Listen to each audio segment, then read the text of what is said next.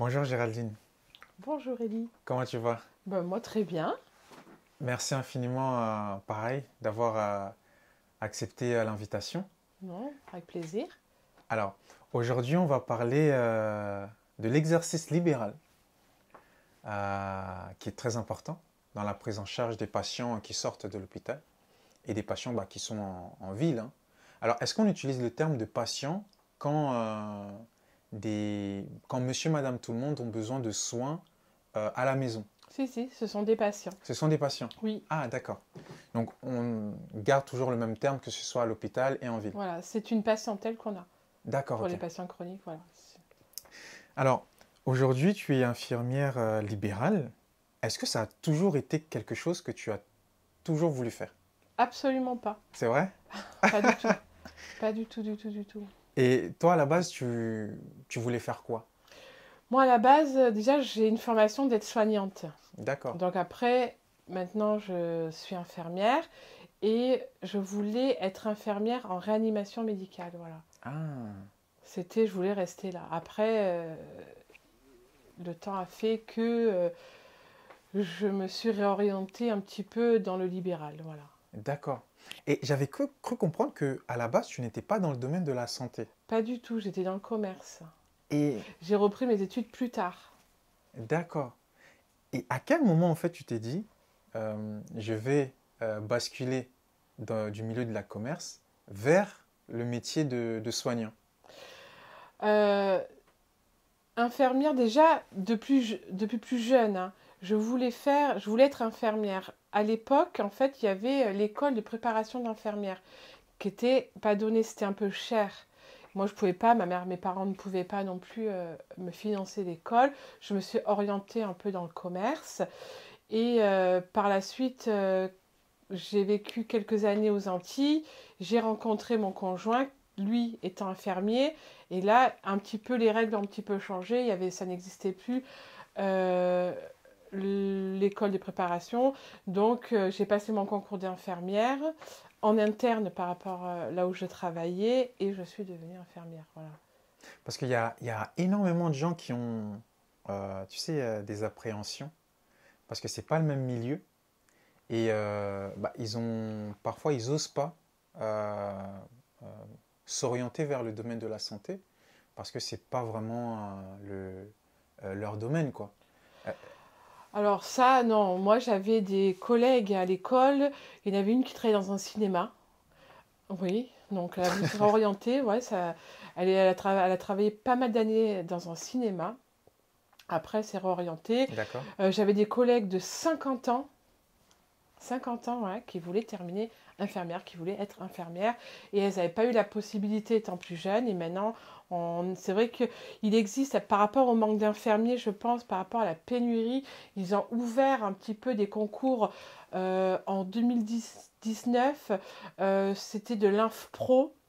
En fait, il fallait prétendre une cotisation de tant d'années, d'avoir travaillé tant d'années pour devenir infirmière. Ça veut D'accord. dire que avant il fallait le bac, on passait un concours un peu spécifique. Tout ça, ça a été arrêté avec le Parcoursup et ça a ouvert des portes à pas mal de personnes qui n'avaient pas le bac, D'accord. mais qui prétendaient tant d'années, je ne sais plus combien d'années de prétention sociale. Et c'est comme ça qu'il y a eu un peu plus d'infirmières en fait. D'accord. Voilà. Moi j'avais pas mal de collègues qui ont passé ce fameux concours, Ah, très qui bien. était très simple d'ailleurs. Très Ah, très d'accord. simple le concours. C'est pas le concours à aide-soignante en interne, ça il est un peu plus compliqué. Mais voilà. Après, il faut se lancer. Non, moi, toutes mes collègues à l'ICI, elles se sont lancées et elles venaient de plein de domaines différents. C'était pas que des aides-soignantes, c'était pas que des sorties d'école, des Parcoursup, pas du tout, du tout. Il y a encore un Parcoursup, c'est un peu plus compliqué. Ah oui. Bah, c'est plus compliqué parce qu'une personne qui n'a jamais mis les pieds dans un hôpital, il y a beaucoup, beaucoup, beaucoup, beaucoup de notions à acquérir la première année Ah quand oui, même. Voilà. effectivement. Ouais. Donc nous, on était c'était un peu plus facilitant pour nous que pour elle. Après, celle qui venait du cinéma, par exemple, c'était un peu plus compliqué, mais très bien géré. D'accord. Voilà. Et maintenant que tu exerces en tant qu'infirmière libérale, est-ce que tout le monde peut devenir, tout infirmier ou infirmière peut devenir, peut faire du libéral? Euh, Moi, je pense que oui. Je pense que oui. Attention, parce que c'est vrai que le libéral, on est quand même livré à nous-mêmes. C'est-à-dire qu'il y a beaucoup, beaucoup, beaucoup de choses à gérer. Il y a beaucoup de notions à connaître. Il faut quand même pas mal de connaissances parce qu'on ne peut pas sortir de sens interdit. Pas sortir de l'école, aller en libéral, c'est pas possible. Ah, ça, c'est pas possible. Non, non, non, non, non.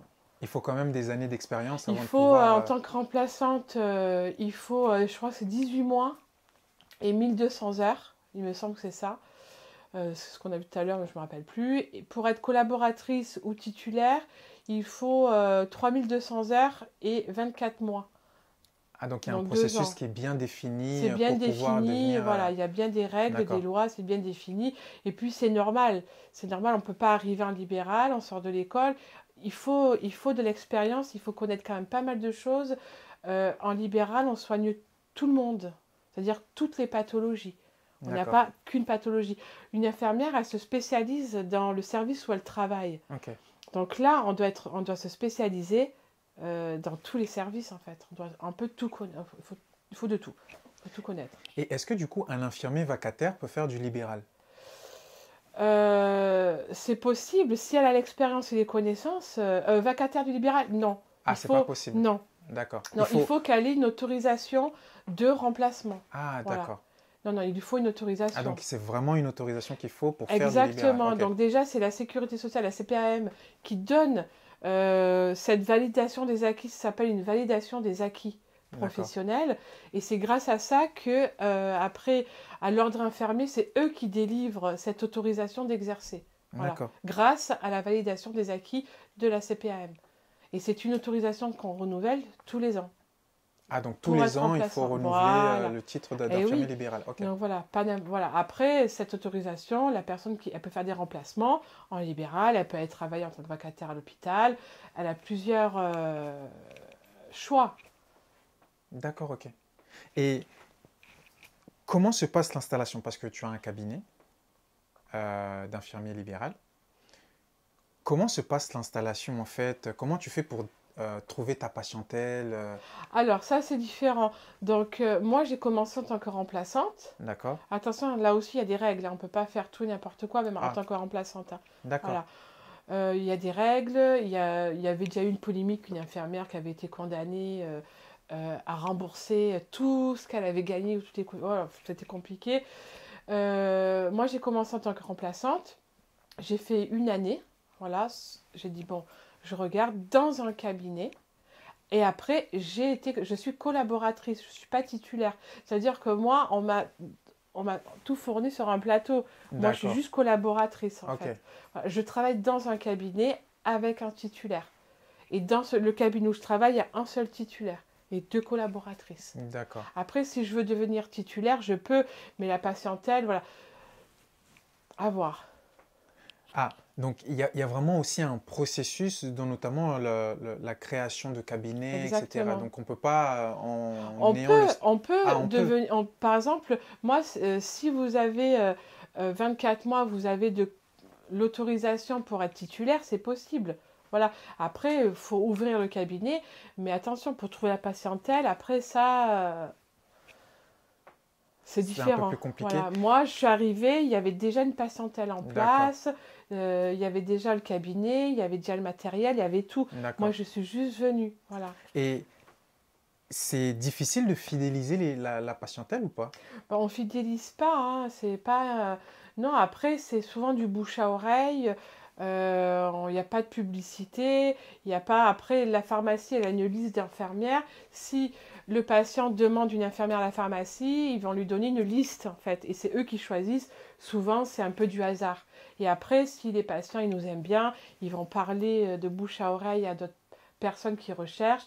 Et c'est comme ça que la tournée se crée, en fait. Ah, d'accord. Voilà. Mais c'est souvent, même à l'hôpital, c'est souvent une liste qui est donnée avec plusieurs personnes dessus. Peu importe, c'est eux qui ont le libre choix de faire appel à nous ou pas.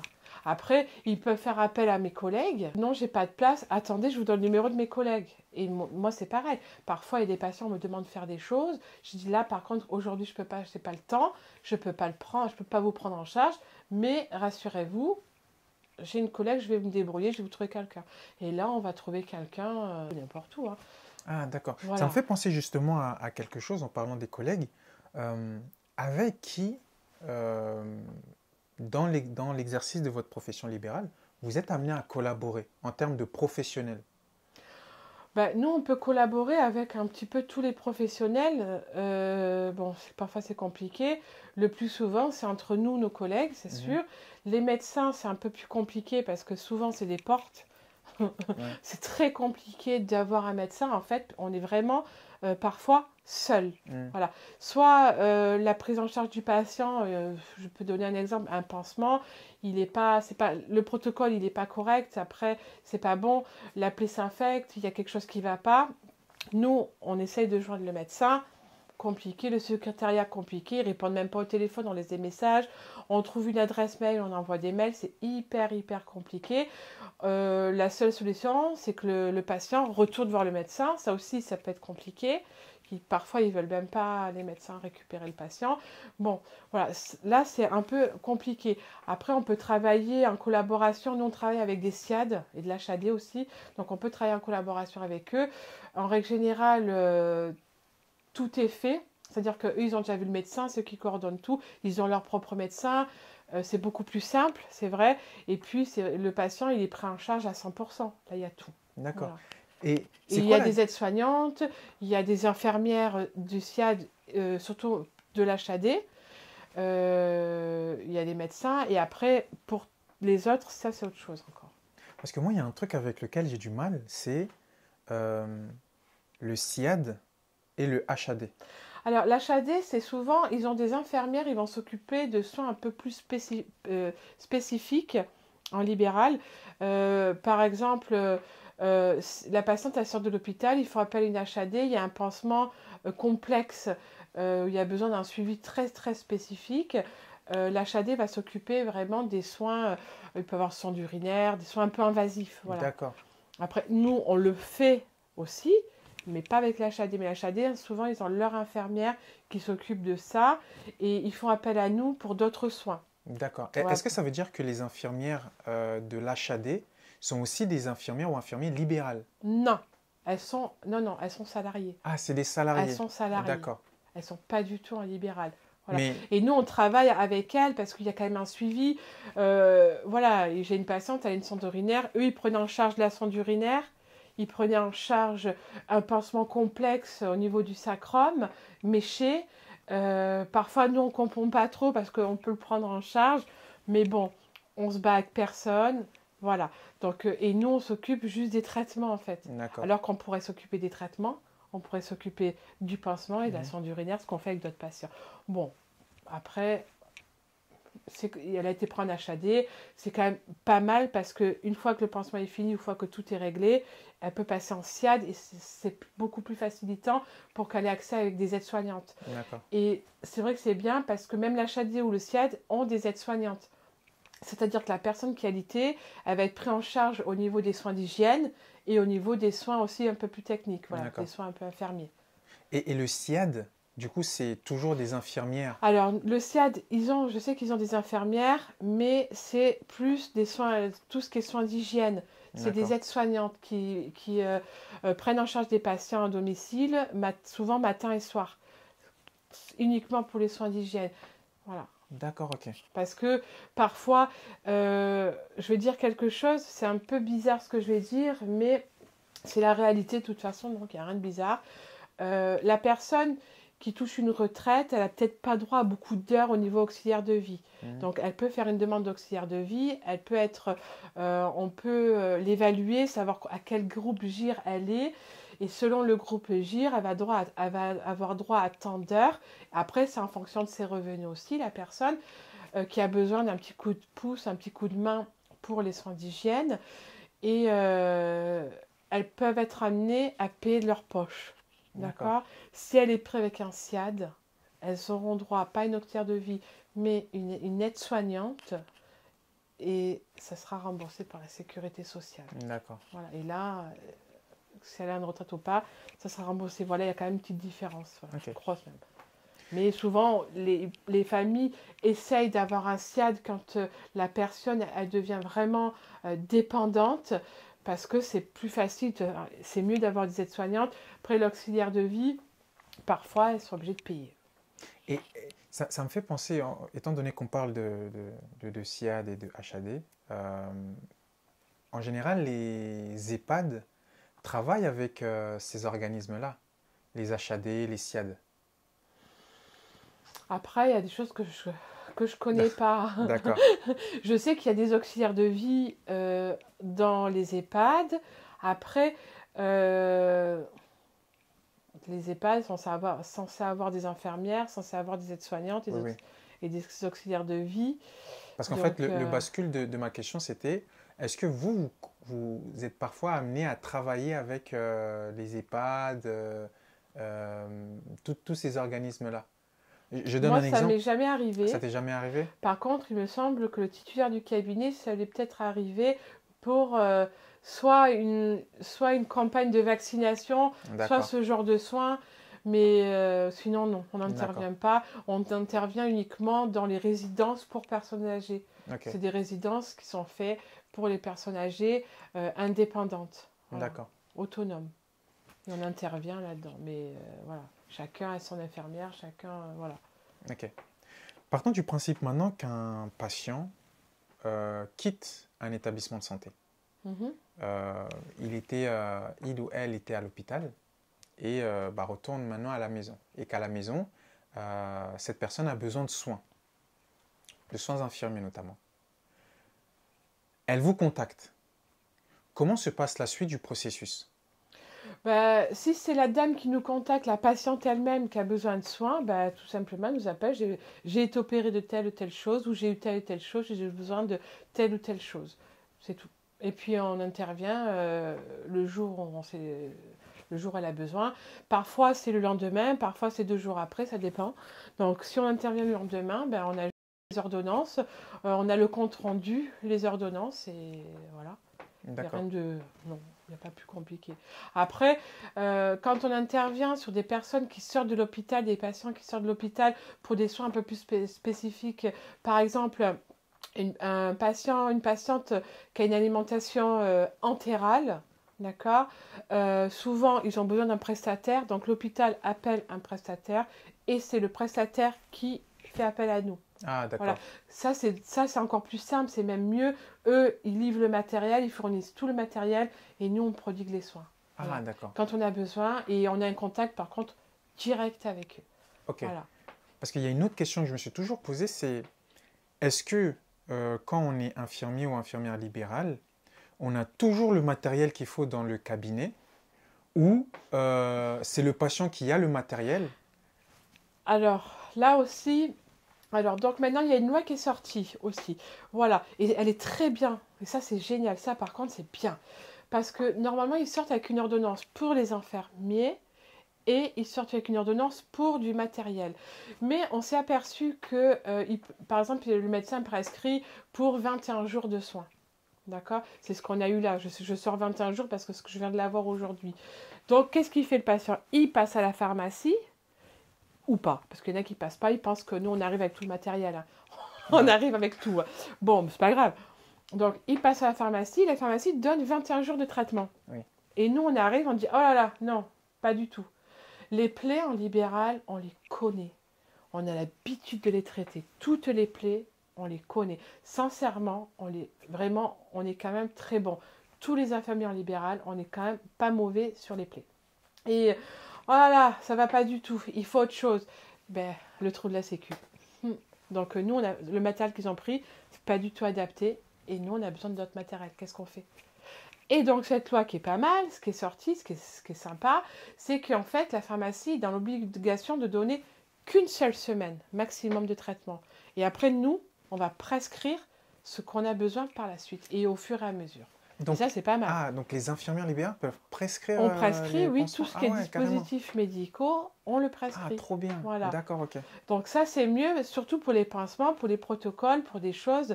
Et ça c'est quand même pas mal. Voilà. Et est-ce que tu t'es déjà retrouvé face à une situation où tu dois faire, par exemple, un pansement à un patient ou une patiente et tu arrives chez la personne et la personne n'a pas Oui, de oui, dispositif ou ça de... arrive souvent. C'est pas grave en soi. Soit elle n'a pas eu d'ordonnance parce que ça arrive souvent qu'ils ont été opérés, on les laisse sortir et on s'en fiche. Voilà. Ou donc ils n'ont pas d'ordonnance, ils savent pas trop. Mais nous, on a un sac où on a tout ce qui peut exister dans notre sac. Il n'est Ah, pas d'accord. grand, mais franchement, il y a tout. Donc, c'est un sac que vous avez toujours avec vous. Toujours, Ah, toujours, ok. toujours. Ah, Voilà. mais je me Et là, disais il y a aussi, ouais, vraiment, vraiment, vraiment tout. il y a tout ce qu'il faut. Il y a tout, toutes sortes de pansements qui peuvent être adaptés à toutes sortes de plaies. Voilà, comme ça, on se dit, ah, c'est comme ça, bon, on va mettre ça. Et si ça fonctionne pas, c'est pas grave, on va mettre ça. Et après, si ça fonctionne, on va prescrire. Et là, on va prescrire quand on est sûr du protocole. D'accord. Voilà. Et est-ce qu'il y a un type de pathologie qui revient souvent dans l'hospitalisation en ville? Euh, Après, c'est toujours un peu les mêmes choses, hein. Pour les hommes, souvent les kystes pilonidales. Alors ça, c'est la saison, là. Il y Ah en a ouais? plein. Ah oui. Ça, c'est la saison. Après, des plaies d'escar, des chutes. Après, des chutes, où est-ce qu'on a en ce moment? Qu'est-ce qu'on a comme plaie qui revient souvent aussi? Bah, après, c'est les post-op, hein. C'est les plaies post-op, hein. D'accord. Ça peut être bah, les plaies post-op, c'est c'est large, hein. Petite opération, un petit truc. D'accord. Et tout à l'heure, on avait évoqué la CCAS. Euh, Je suis pas, je suis pas très calée, hein, Ah, mais parce que d'accord. moi, ça fait pas longtemps que je suis en libéral, hein. Ok. Donc, faut me ménager un petit peu, hein, mon D'accord. petit Ellie, hein. D'accord, ok, très bien. Et euh, par rapport justement euh, alors, comment je pourrais poser ma question? Euh, Est-ce qu'il y a une anecdote, une ou plusieurs, que tu as vécues dans l'exercice de tes fonctions, qui t'a interpellé, qui était assez amusante, euh, dont tu pourrais nous Amusante, en raconter, lien ouais. avec quoi?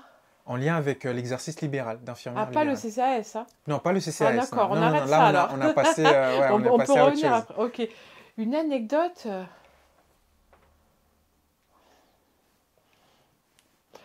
Sur des soins? Ça peut être sur les soins, ça peut être par exemple, je sais pas, tu Parce devais qu'il y en a aller... tous les jours en fait, j'en ai tous les jours. Il n'y Ah a oui, pas un jour où j'ai pas quelque chose à raconter. ah oui, En fait, donc il y en a. En fait, le libéral, on rentre dans l'intimité de la personne. Donc on peut, on rentre dans l'intimité de la personne. Donc euh, on peut arriver chez un patient très très très riche. Donc très très belle, bon, riche, façon de parler, hein, à hmm, prendre au premier degré quand même, hein. Et c'est très propre, très beau, très grand, c'est waouh. Et puis la maison d'à côté, mon Dieu, c'est l'apocalypse. ouais, C'est limite le syndrome de Diogène, c'est l'apocalypse. Bon, et ça, c'est tous les jours, hein. Donc on arrive, chaque personne est différente. Donc après, voilà, des anecdotes, tous les jours j'en ai. Je ne saurais pas laquelle raconter. Si tu peux m'aiguiller ou aller un peu plus, Euh, quelque chose de plus précis. ouais. Alors, est-ce que une fois, dans l'exercice de tes fonctions, tu t'es dit par exemple, je suis content de faire ce métier, j'ai apporté quelque chose à quelqu'un. Alors, il y a plusieurs, ouais, il y a plusieurs. Donc, déjà, nous, notre reconnaissance, c'est les patients qui nous la donnent en fait, parce que c'est pas qu'un petit merci, mais c'est un petit message ou un appel. Merci Hmm, beaucoup, merci de m'avoir déposé mes résultats dans la boîte aux lettres, parce que on est infirmier, mais on n'est pas que infirmier, parce qu'on est électricien, on est tout en fait. On répare les télés, on retrouve les télécommandes, on fait les courses, on Ah, vous monte faites les les packs courses d'eau. aussi? Ah ouais. Bah, tu passes par là, tu peux me prendre un petit quelque chose. Ah oui, oui. Voilà. Les petits trucs aussi aux patients qu'on leur offre, c'est peut-être rien, mais c'est un petit croissant dimanche, c'est un petit Ouais. truc. Une salade. Hmm, Pour un hmm. patient, il adore la salade, on ramène la salade. Après, euh, quand on est content, c'est vrai que quand on voit une anecdote, allez, une patiente où son fils il est complètement en blackout, complètement en burn-out, ça va pas du tout. Il en peut plus de sa vie, il en peut plus de son métier, il en peut plus de sa mère, surtout. Il arrive plus, il gère plus, il gère plus. C'est pas possible. Et c'est vrai que nous, on a donné un petit coup de main en fait. On a fait en sorte que elle ait cette personne-là, toutes les aides qu'il faut mettre en place chez elle, les aides au domicile. Il n'y a plus de facture d'électricité de payer, il n'y a plus de loyer de payer. Tout ça c'est réglé. Et là, on se dit, ben voilà, c'est bon. On a quand même réussi à gérer quelque chose en fait. Et là, tout est rentré dans l'ordre, tout est bien, tout est géré. Mais il n'y a pas que ça, même quand on finit un pansement, on se dit purée, ça fait quand même 1 an qu'on est dessus. Il y a des pansements sur des pieds diabétiques où on reste, mais, mais longtemps. Je crois que c'était pas 1 an, je crois que le record c'était 1 an et demi, hein. Ouais, 1 an et demi, ouais. un pied diabétique. Et quand on l'a fini, eh ben, c'est là-haut là, quoi. Ouais. Parce qu'on a galéré, ça a été compliqué. Et puis là, c'est la satisfaction, on a réussi à le terminer. D'accord, très bien. Ça me fait penser à une autre chose. Est-ce que quand vous finissez un soin, les patients vous payent directement? Non. Non, ils vous payent jamais Ah directement. non, non, non. D'accord. Non, et de toute façon, nous, on a un appareil où on enregistre l'ordonnance. C'est vrai que par rapport à il y a quelques années, il existe des applications, il existe quand même euh, des plateformes de facturation qui nous simplifient la vie. Il y en a une que nous, on a tous la même hein, dans le cabinet. C'est pas une obligation. Chacun peut avoir la sienne, mais là, ça, c'est compliqué. Donc, nous, on a pris la décision d'avoir tous la même chose. Et quand on rentre une ordonnance, c'est plus comme avant. J'arrive avec mon téléphone, je fais tout. Je prends en photo l'ordonnance, elle est rentrée, je planifie mes soins, hop, je mets la carte vitale dans l'appareil. Ça, c'est déjà planifié. Et la mutuelle. Voilà, souvent les patients sont mutuelles, sauf si c'est un soin longue durée avec une pathologie ALD. Ça, c'est différent, ils n'ont pas besoin de mutuelle, ils sont à 100% sur une sorte de pathologie et pas sur tout. Hein. Donc, une fois que c'est rentré, il y a la sécurité sociale qui paye une partie et la mutuelle qui paye la deuxième partie. C'est comme ça que nous, on est payé. D'accord, ok. Voilà, mutuelle et sécurité sociale. Et donc, eux, ils ne déboursent pas, sauf s'ils n'ont pas de mutuelle. La part mutuelle, c'est à leur charge. Mais c'est souvent à la fin. Souvent, peut-être, parfois, ils ne payent pas. D'accord. Voilà, et ça, tant pis. Voilà. On aurait dû se faire payer avant. Ok. Et est-ce que toute la somme qu'on vous donne, c'est pour vous ou il y a une partie qui part vers... Ah ça serait le rêve. Hein. En fait, il faut partir du principe que le moindre euro de gagné, la moitié part pour les charges et l'État. D'accord. Voilà, c'est comme ça. On gagne 8 euros, 4 euros pour nous, 4 euros pour les charges et l'État. C'est comme ça. Voilà, la moitié, c'est pas pour nous. D'accord. C'est toutes les charges et l'État. Et l'autre moitié, c'est pour nous. Donc ça veut dire que si tu gagnes par exemple sur un mois 4 000 euros, il y a 2 000 euros. Voilà, 2 000 euros, c'est pour moi et 2 000 euros pour les charges et l'État. Ok, d'accord. Voilà. Et ça, tout le monde, même dans la rue, les infirmières, ça gagne bien en libéral. Les infirmières, mais en fait, déjà d'un, on fait 10 fois plus d'heures qu'à l'hôpital. Pour pouvoir se générer un salaire, il faut faire je ne sais combien de patients par jour pour avoir un salaire. Hein. D'accord? Donc à l'hôpital, elles en ont combien? À peu près une dizaine dans des services un peu spécifiques, 10 patients. Nous, on n'a pas 10 patients dans la journée. Si on avait 10 patients, on ne mange pas. Donc voilà, on ne meurt pas de faim, mais on a un salaire qui correspond au nombre d'heures qu'on effectue. Parce que des heures, on en fait. Des heures. Et on ne les compte pas. Et on ne fait pas que, comme je disais tout à l'heure, on n'est pas que infirmière. Voilà, parce qu'il y a des choses qu'on fait, beaucoup de choses qu'on fait, qu'on ne fait pas payer. C'est un service. Aller à la pharmacie pour eux, aller faire ci. Donc voilà. D'accord. Et comment vous organisez du coup, parce que tu as dit il faut faire un certain nombre de patients dans la journée pour pouvoir se payer.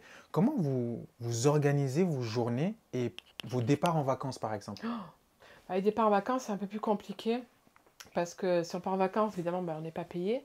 Ça, c'est ce qui est normal. En fait, donc, pour une journée type, déjà, on priorise nos soins. La priorité, c'est les patients chroniques. D'accord? Qui ont des pathologies chroniques, qui ont des soins spécifiques, qui ont des traitements à prendre à heure fixe, des alimentations, des perfusions. Les prioritaires, c'est eux. Donc, une fois qu'on a priorisé nos patients, Il reste les pansements. Les pansements, parfois il y a des patients qui ne comprennent pas trop, mais en fait, les pansements, ce n'est pas eux les prioritaires. Donc nous, on les fait d'une telle heure à telle heure, on fait des pansements. Voilà. Et le reste du temps, c'est la priorité à nos patients avec des pathologies chroniques. Après, pour l'organisation des départs en vacances, on est 3 dans le cabinet, donc un titulaire et 2 collaborateurs. Donc on s'organise entre nous. Là, c'est un peu difficile parce que j'ai ma collègue qui est partie en congé maternité. Donc ça aussi, il faut en parler parce qu'il faut financer sa maternité quand même. Hein. Ah ouais. Ah ouais, donc ça c'est encore autre chose. Hein. Mais donc c'est un peu compliqué. Mais sinon cet été, voilà, on se coordonne tous ensemble. On part telle date à telle date. Moi je veux telle date, ok. Toi tu veux telle date, ok. Nous on essaye un petit peu de partir. On essaie de jongler entre un mois et l'autre. Donc par exemple juillet, on va essayer de partir fin juillet jusqu'à mi-août. Comme ça on sait qu'on a travaillé juillet, qu'on va travailler août. Et comme ça, on sait qu'on va quand même au moins avoir les sous pour les charges. Voilà. D'accord. On peut facturer un petit peu pour payer au moins les charges. Voilà. Et du coup, pour le bascule, du coup, sur le financement alors, tu m'as dit tout à l'heure... Pour le congé maternité. Oui, le congé maternité. En fait, c'est ma collègue qui m'a raconté ça, que déjà, il y a 15 jours de carence. C'est pas comme à l'hôpital. Nous, on se finance notre propre complémentaire. C'est pas une complémentaire, c'est... Je n'arrive jamais à me rappeler du nom exact. Ça, c'est nous qui le payons, d'accord? Et il y a toujours 15 jours de carence, déjà. C'est comme ça. Et après, ils vont payer tant de mois. Donc, quelqu'un qui part en congé maternité, je crois qu'il y a un moment donné, en fait, elle ne reçoit plus rien. Donc, il faut qu'elle ait mis quand même pas mal d'argent de côté pour pouvoir payer ses charges. Bon, attention, c'est un grand mot, parce qu'il faut avoir un très bon comptable. Après, les charges, on peut les faire baisser un temps. Et après, on les remontera après quand on reprend l'activité. Ça aussi, ça s'appelle la modulation. On module nos charges aussi. Là, j'ai moins travaillé ce mois-ci. Je ne vais pas payer les charges que je payais il y a 3 mois alors que je travaillais un peu plus. Donc, je module. Voilà. Donc, elle se finance une partie de son congé maternité. Il y a quelque chose que tu as dit que j'ai beaucoup entendu dans le milieu libéral, c'est le comptable. Est-ce que quand on est soignant libéral, il faut impérativement avoir un comptable? Il faut impérativement avoir un comptable. Et ceux qui disent non, non, je m'occupe de mes affaires, c'est des bons. Sincèrement, c'est des bons. En tout cas, le comptable, il faut un bon comptable dans le sens où il faut un comptable qui a l'habitude de s'occuper ou de travailler avec des infirmiers. D'accord. Donc là, nous, on a tous le même comptable. Ok. D'accord. Et je veux pas... Elle fait tout. Elle fait tout. Voilà. Sincèrement, on fait rien. Donc en termes de gestion de paye, etc., c'est elle qui s'en occupe. Non, il ne faut pas abuser non plus. Non, parce qu'en fait, c'est nous, on se verse ce qu'on a envie de se verser sur notre compte. Okay. Bon, idéalement, c'est de se verser en salaire et de s'en tenir, ce qu'on ne fait pas, évidemment. On a besoin d'un truc, il faut impérativement, on va toucher, voilà, dans le compte on a un compte professionnel et un compte personnel. La comptable, après, c'est soit elle nous fait le sourire, soit elle n'est pas contente parce qu'on a fait des bêtises sur le compte pro. Voilà, le compte pro, c'est professionnel, on ne va pas faire autre chose avec. Okay. Voilà. Après, elle peut avoir un regard sur les comptes, elle peut avoir un petit regard sur notre compte, elle n'a pas le droit de toucher, mais elle peut avoir un regard dessus. D'accord? Et là, elle nous appelle, ma cocotte, il y a un truc qui ne va pas, stop. Voilà. Elle peut et c'est comme ça, et ça, c'est un bon comptable, parce que le bon comptable a un regard sur nos comptes, gère tout, on n'a pas de souci, arrivé au moment qu'il faut, elle a tous les papiers, tout ce qu'il faut, après à condition que nous, on ne lui envoie pas tout au dernier moment. Il faut ce qu'on nous, on fait souvent, quoi. Toujours au dernier moment, mais ça, il faut qu'on arrête ça. Si on lui envoie les documents qu'elle a besoin, par exemple, nos relevés de compte au fur et à mesure, tout ce qui touche dans notre profession, tout ce qu'on paye avec notre carte professionnelle qu'on lui envoie au fur et à mesure, là, il n'y a pas de souci, elle va pouvoir nous aider. En tout cas, oui, il faut un comptable, c'est obligatoire. Voilà, ça, il faut que ça rentre dans nos charges, c'est obligatoire, pour être tranquille, voilà, pour ne pas avoir de problème. D'accord. Et du coup, en termes de difficultés, quelles sont les difficultés que peuvent rencontrer les infirmiers ou infirmières libérales dans les prises en charge quotidiennes ou dans la gestion voilà, des soins avec le comptable, etc. Bon, après, à part le comptable, les ordonnances. Les ordonnances, il faut qu'elles soient correctement établies, en fait. Voilà, il faut qu'elles soient datées, il faut qu'elles soient signées, il faut qu'elles soient nominatives. L'ordonnance, il faut que tout soit écrit, donc le nombre de jours, pourquoi, pour qui, il faut que vraiment tout soit détaillé. Et il n'y a jamais d'ordonnance parfaite. Il n'y en a pas. Les médecins, en fait, ils savent très bien, mais ça, c'est le plus gros problème. Après, nous, on débute le soin, on continue le soin, et ben, parfois, ben, on finit le soin, et puis on n'a pas la bonne ordonnance. Donc, évidemment, c'est quoi? C'est gratuit. Mhm. D'accord. Voilà. Parce que nous, on ne peut pas se permettre de rentrer une ordonnance que la Sécu va nous faire rembourser après, quoi. Donc, ça sert à rien de toucher des sous pour leur redonner, alors que même si on a fait des soins. Voilà. Ça, quand c'est pas bon, c'est pas bon. D'accord. Voilà. Ça, le plus gros problème, c'est vrai, c'est les ordonnances. Voilà. Ça, c'est compliqué. Après, les patients qui n'ont pas les papiers aussi, il y a des patients qui n'ont pas de carte vitale, des patients qui n'ont pas de mutuelle, il y a des patients... Voilà, c'est tout ce qui est paperasse, ça c'est un peu compliqué, c'est ce qui est un peu, qui fait un peu barrière. Après, nous, après, on est obligé de démarrer le soin, on est obligé de continuer le soin, on ne peut pas laisser la personne comme ça, et après, nous, on se dit, bon, ben, on va gérer ça après, et puis parfois, on a tellement de portes, comme je disais tout à l'heure, on n'arrive pas à voir le secrétariat, le médecin, rien du tout, puis après, on abandonne, parce qu'on peut le faire, on peut y aller, on peut téléphoner, on peut harceler, mais après, sincèrement, on abandonne, voilà. Après, voilà, la paperasse, elle est simplifiée, mais il reste quand même pas mal de paperasse. Alors, c'est vrai que parfois, on accumule les ordonnances qu'on ne facture pas. Voilà, parce qu'on se dit, est-ce que ça vaut le coup? C'est ça d'argent. Pour 4 euros, est-ce que je vais perdre 10 minutes à rentrer, à faire ci, à faire ça? Voilà. D'accord. Ça, c'est dommage parce que c'est notre travail. Ça, c'est le plus gros problème et je pense que je ne suis pas la seule. Moi, j'ai une collègue, je discutais avec elle, elle me dit, oh là là, j'ai 800 ordonnances, bon, elle exagère, hein, de prise de sang que j'ai jamais facturées. Voilà. Ok. Après, on sait qu'il existe des choses, les post-op, pareil, pareil au niveau de la sécu, en fait, nous, on a tellement peur, mais vraiment, de la sécu, qu'on préfère sous-coter que surcoter, qu'on se trompe, qu'on surcote. On sait, un post-op, on peut se faire payer la première... Quand on prend un patient qui sort d'une opération, il y a une cotation, je ne sais plus, qu'on peut se faire payer. Ça, on ne le fait jamais. Parce qu'on se dit, oh là, c'est trop compliqué, je ne connais pas, on va rester au plus simple, pansement, point. Voilà. Ça aussi, c'est cette peur de la sécurité sociale qu'on préfère sous-coter, être tranquille, gagner nos petits sous, D'accord. prendre soin de nos patients, faire du bien. Et voilà, comme ça, tout le monde est content, on n'a D'accord. pas de problème. Petite cotation, petit problème. Voilà. D'accord, ok. Et du coup, on va pouvoir terminer. Est-ce que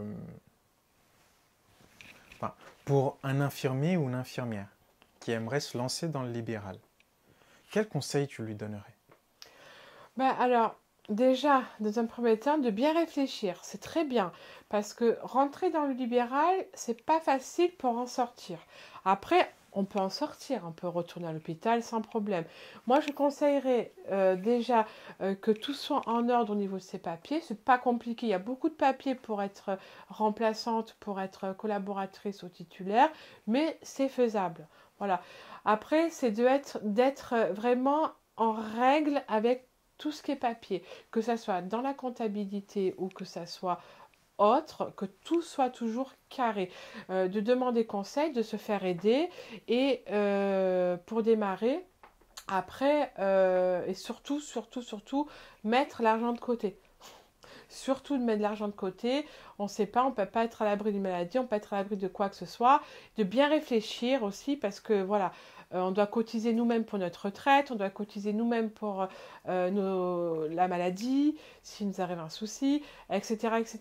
Donc tout ça, en fait, faut être au clair sur tout, faut être propre dans ses papiers et avoir quand même une certaine connaissance au niveau des pathologies pour les patients parce que on est vraiment le patient, nous-mêmes, comme je disais tout à l'heure, et nos connaissances. D'accord. Voilà. On ne peut pas dire, oh, c'est rien, ça ira mieux demain. Non, il y a peut-être un signe, un symptôme, qui peut dire c'est telle ou telle chose, et ça nous arrive tous les jours. D'accord. On envoie des patients à l'hôpital, ou on appelle le SAMU, ça aussi, c'est une autre histoire. Le SAMU? Oh, ça, c'est aussi... Ah, mais ça, on pourra en parler des heures et des heures sur le SAMU. Donc, voilà. Donc, bien avoir des connaissances, se faire confiance, parce que des connaissances, si elle est infirmière ou si elle est infirmier, il en a. Et voilà, de ne pas hésiter. Un doute sur un patient, sur un signe ou un symptôme, on appelle le 15, ça ne mange pas de pain, c'est oui ou c'est non, et eux, ils nous aident. Voilà. Ça, c'est une source sûre aussi. Ok. Après, je ne dis pas qu'il va envoyer quelqu'un, ça c'est autre chose. Mais au moins, on a fait le nécessaire. Voilà. Très bien. Merci beaucoup, Géraldine. Bah, de rien. Merci d'avoir participé à cette interview. Je te dis à la prochaine. Ok. Merci.